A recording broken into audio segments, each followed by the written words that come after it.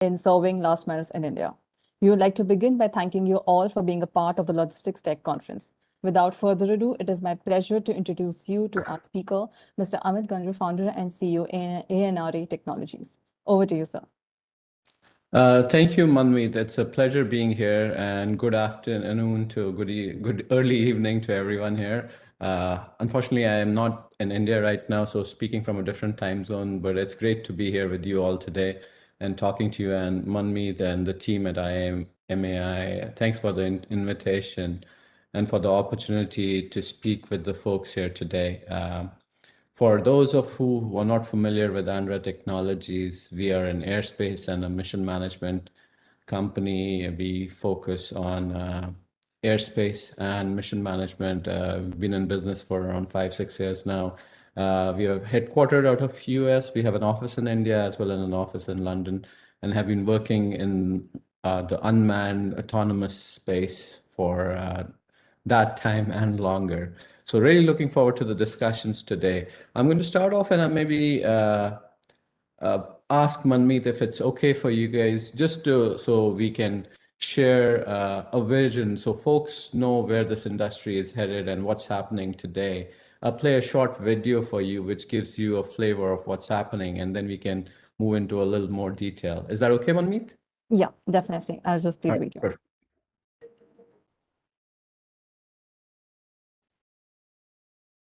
We're more connected and have more choices than ever before. With a few clicks, we can order a package or order a ride share. If we had new and better options, create highways in the sky for flying robots to transport goods and people. Climb aboard your autonomous Manmeet, if you can increase the volume, it might be better. With help from ANRA Technologies, the skies will be safe to fly to your destination in comfort. We are the company that creates the highways in the sky. Even super intelligent flying robots need help making sure they avoid other aircraft and obstacles and follow the rules of the road. That's what we do. We manage the airspace. We are a technology company with an aviation mindset. We come at this industry from an inside-out perspective. When you're driving, if your car breaks down, you can pull over to the side of the road. The same does not hold true if you're flying in this way. Just because of this reason, you need higher standards of safety and software assurance to ensure the safe integration of the next generation autonomous unmanned aircraft into our national airspace system. Just like we have rules of the road when we are driving our aircraft, we need rules of the road for these virtual highways in this. ANRA Technology since 2015 has been engaged in air traffic management. That's the time when NASA first coined the term UTM, and we've been fortunate to work alongside NASA and other industry partners since then. We've been putting building blocks in place and the foundational elements required to ensure the safe integration of next generation unmanned aircraft alongside piloted aircraft in the same airspace.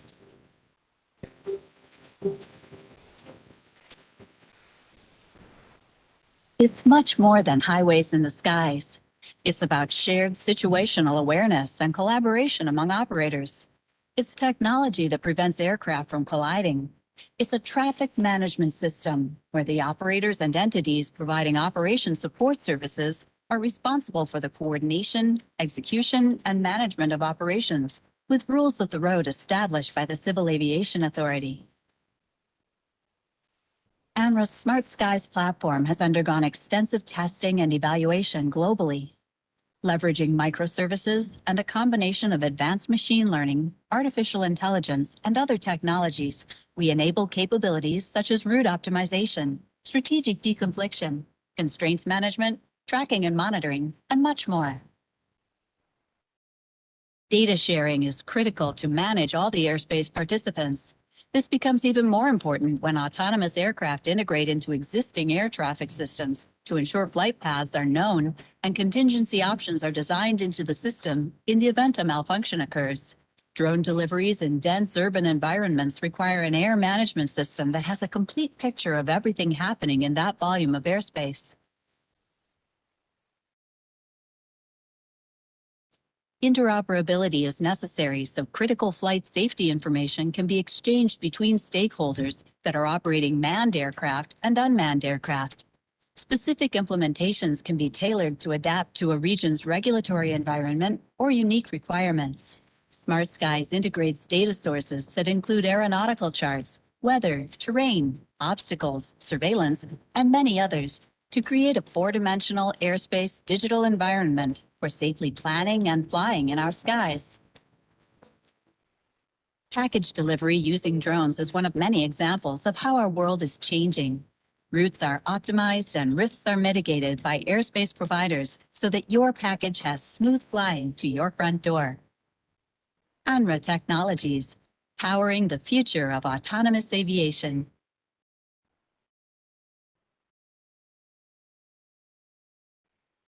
Thank you, Manmeet. If you could stop sharing so I could share my screen, that'd be great. So hopefully that provides the folks that are listening in some perspective of where we come from and where we see this industry headed. So just to kind of pull a little bit more on this thread, I'm not going to spend a whole lot of time on our company history. If anyone is interested, I'm sure they can reach out to me offline or just look us up. But we, as I mentioned, we have a fairly global footprint, and these are some of our most recent engagements. But I'm going to talk more specifically in terms of what we are doing in India. But before I get into that, the way you look at it is transportation and logistics systems are changing the way we know them today. We are transitioning from traditional, what's earlier it used to be called unmanned, but we are moving to a new terminology called uncrewed instead of, so it's gender agnostic, because I have daughters and they'll probably be better pilots than men ever have been. So it's the terminology that globally being accepted now is uncrewed and crewed. So as we transition to this new uncrewed form of aviation, or even for ground autonomous technologies, it all has to happen in a iterative phase, in a crawl, walk, run phase. So if you just look at from an airspace aviation, let's first talk about aviation point of view. Today, if you're flying from Delhi to Mumbai, you go into get into a plane in Delhi, you don't have to worry about that aircraft bumping into another aircraft or going into buildings, because air traffic control, the guys in the tower are managing that. But when you move towards the uncrewed space, it's the same paradigm doesn't work, because give or take, there are only around 10,000 aircraft in the sky at any given time.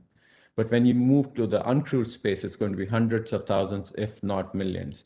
So in the crawl phase, it's the legacy air traffic management system that's managing these virtual highways in the sky.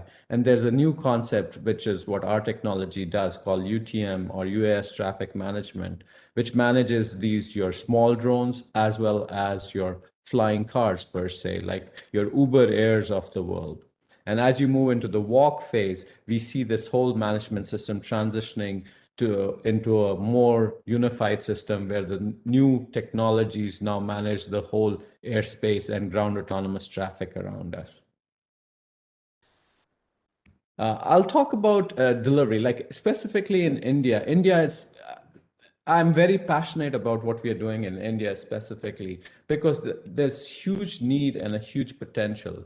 We've been working in India since 2017, 2018 with DGCA and Airport Authority of India. We are the domain consultants for them to help design what's called the Digital Sky Airspace Management System. In addition to that, we are currently doing drone deliveries in India as part of the Beyond Visual Line of Sight EOI, expression of interest, where we are doing live flights in the state of Uttar Pradesh and Punjab, along with our partners, Swiggy and IIT. So we are showcasing the need where you can actually, because doing the last mile delivery in cities is one thing, but in a country like India, where you have so many rural areas and locations, delivering to remote areas is more important. And like we talk about food, but people always, from a marketing and a buzz point of view, people always get excited when they see, oh, I'll get my coffee delivered or pizza delivered. But a very good friend of mine keeps saying, it's always blood before burritos, which means the medical, the humanitarian aspects that this technology helps bridge the gap for will always trump any other things which are nice to have versus must have. So even in our projects in India right now, we are doing medical as well as food delivery. So, and COVID by itself, and everyone on the call has experienced COVID in one shape or form. It highlights the need that this technology solves for contactless delivery in areas where it would typically take you multiple hours to reach by road because of traffic or terrain. With an unmanned aircraft, you could reach within a matter of minutes. So what you see here on the slide is it's our technology called Smart Skies Delivery, which handles everything from placing an order to vendor accepting the order to getting a drone automatically dispatched and tracking, just like an Uber app, how you order an Uber or an Ola cab on your app. You can order a package and the system will make sure the order gets placed, gets fulfilled, and track and give you a track as the drone is coming towards the doorstep. And what we see happening in the near term is, and this is not vaporware. So just so we are clear, this is not something that a figment of imagination. We are actually doing this stuff in other parts of the world. For example, in Scotland, we are building a nationwide medical delivery network for a project called CALUS, along with the National Hospital System. And we are even going beyond just the air segment, where it's not just the deliveries using the drones and the air segment. It's a combination of the ground and the air segment.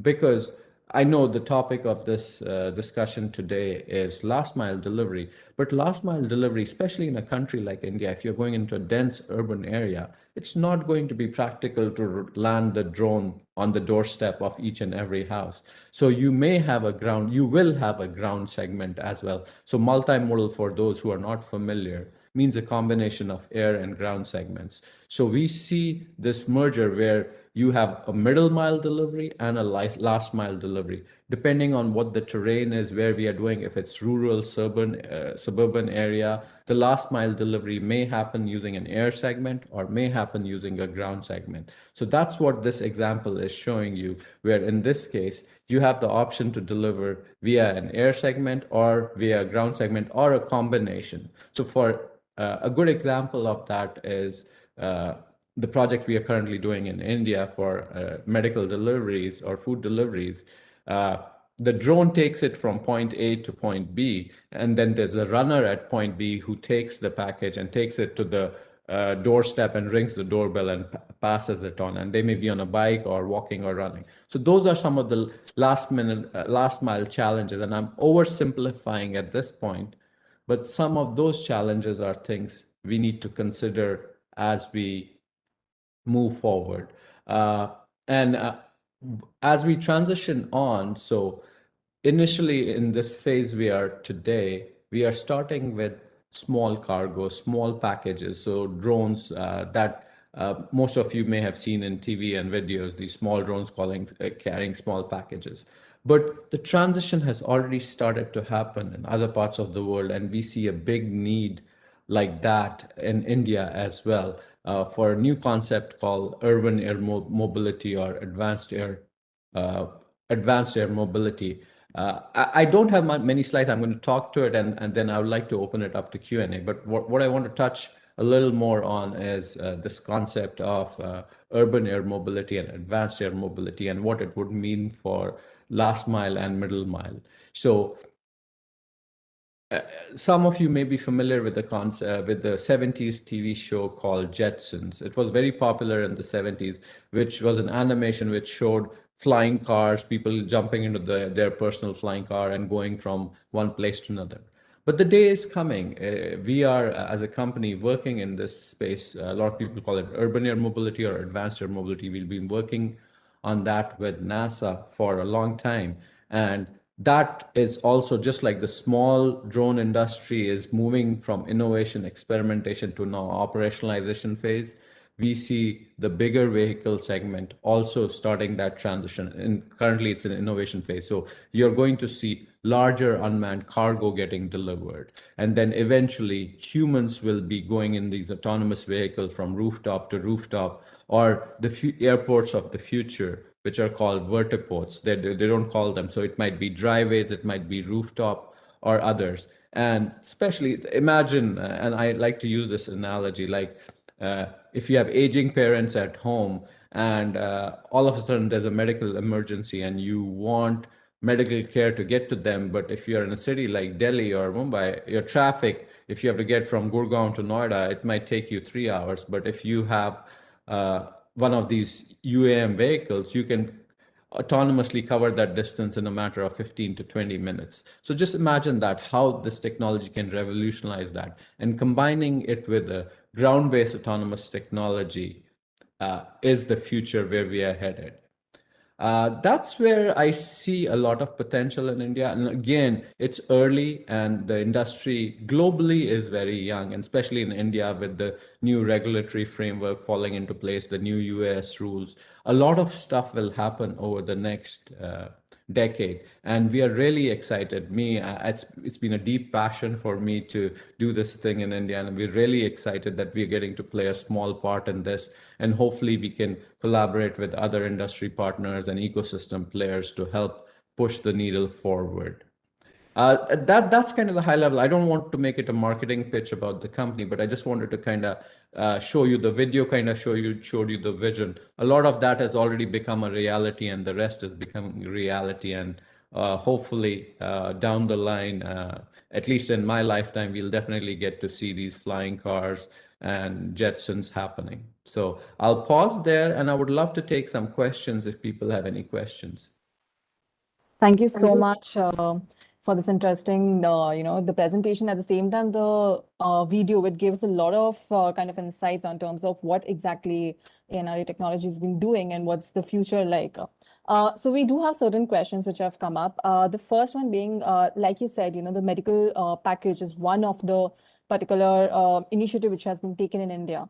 What kind of timeline do you think it's going to be look like, where it's going to be very common to see drones around, and it's not only the traffic on the road but also probably having a traffic on the sky with drones being there? So what kind of timeline would you think? That's a great question. So I always use these terms, and I think it's become kind of old. Like I'll say innovation, experimentation, operationalization. So India started a bit late on this journey. So, and because the regulatory framework had locked down everything, and now things are opening up. So in India, it's still in the innovation experimentation phase. So what we are doing with Swiggy and others, it's considered an experiment or a pilot program. And there are a lot of things that need to happen for you to see this at scale all across the country. But what you will see is different pockets or corridors where you can have a dedicated corridor. And one of the great examples, there's an initiative by World Economic Forum and in India as well called Medicines from the Sky.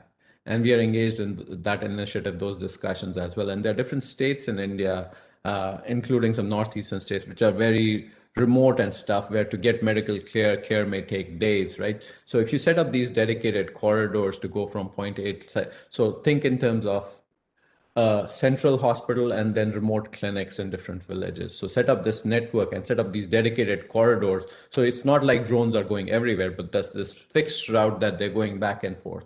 So we think that is practical as long as you can address the security concerns, which are rightfully so. There are security concerns that need to be addressed because aviation has a different standard of safety. So I want people to know, because a lot of people get excited, and even some startups in this case get excited, hey, we can solve this problem.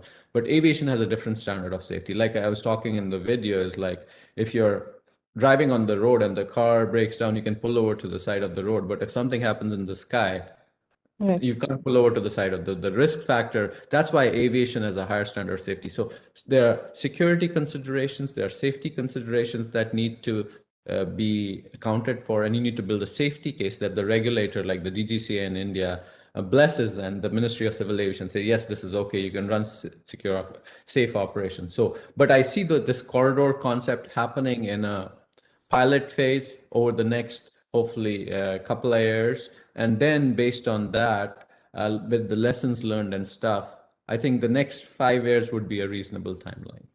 So within like in the next 5 years being a reasonable timeline and with the whole corridor pathway, like the way you said, would you think the adoption of the drone technology would be more in urban segment or a rural segment? Because the need for that is more on the other aspect. I mean, the major cities, the tier one cities, they do have access to say a medical package, like an example. But in tier two and tier three cities, that's a big of a challenge. And I think that's something which India has faced in the last pandemic as well, and with the whole Yeah. second wave coming in.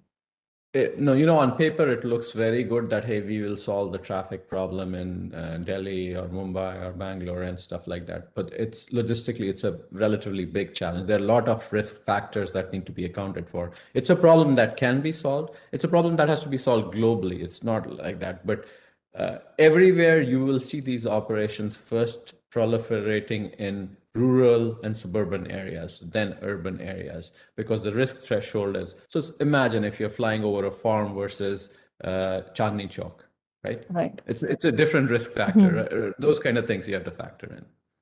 All right. Okay. So this is another question just come up.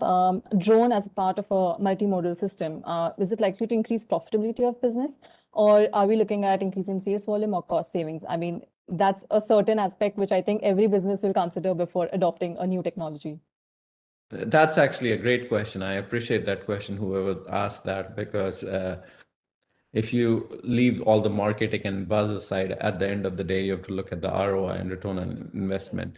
So it's a case by case basis. You have to build a business case for a specific problem. There's no yes, no answer, a generic answer I can give you. So you look at the business opportunity. What problem are you trying to solve? What geographical area are you trying to solve? In most of the cases, it will be time savings. And in some cases, it'll be the cost savings. But if you're just purely looking at it from a financial point of view, like that's why I said humanitarian stuff. If you think delivering pizza via drone in the near term will be more profitable than someone going in a car or a bike, I don't think that's going to happen in the near term. At scale, that will happen because you need scale Right. for it to be profitable. But humanitarian stuff always trumps other benefits, right? So disaster response, medical delivery to remote parts of the country, those are some of the things that we believe will have better return on investment initially.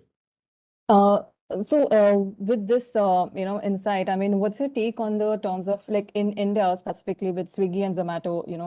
We have there are a lot of employees which are hired in terms of the manual labor which is utilized, and it gives employability. So, do you think with the drone technology coming in, will that be a kind of a threat to the whole aspect of employability as well? I don't think so. You always reskill and retool. Like when cars came about, they weren't when people thought people like when we moved from the industrial age to more the IT age, people thought people would be unemployed and everyone would be on the street. People Right. retool and reskill. And just bear in mind what I'm saying is there'll be always humans in the loop, and especially in a country like dense country like India with a lot of population, you'll always have that last mile that will have a human aspect. You will Right. never be able to get to a point, at least in the near term, where it's completely Mm. autonomous to the doorstep. So there'll always be a human. You might be, I always talk about it. I was giving a talk the other day and I said, instead of thinking of it as the last mile, you should think of it as the middle mile. Middle mile is where this autonomous technology will really help in a country like India initially. Last mile will probably still have a human in the loop. Great. Thank you so much. And I think the audience really found it very insightful, and we had really amazing questions coming from them. Thank you so much, everyone, for this discussion. Thank you, sir. We would like to thank our partners for this event. Our title partner here, Technologies, powered by partner Panda Corporation, brought to you by partner Grey Orange, supported by Logistics Skill Council. Our registration partner, MapMyIndia, CX partner Zendesk, session partner Shiplight, silver partner Fretron, knowledge partner Supply Chain Labs, and industry partner PhD Chamber of Commerce and Industry. Another thank you to all attendees who are with us today. And this is the last session for the day, and we had a successful 2-day logistics tech conference. Thank you so much for joining in, and a huge thank you for this discussion. I think we ended on a really high note. Thank you so much. Right. Thank you, Take care. Amit. Good talking to you. Same here. Thank you so much. All right. Bye.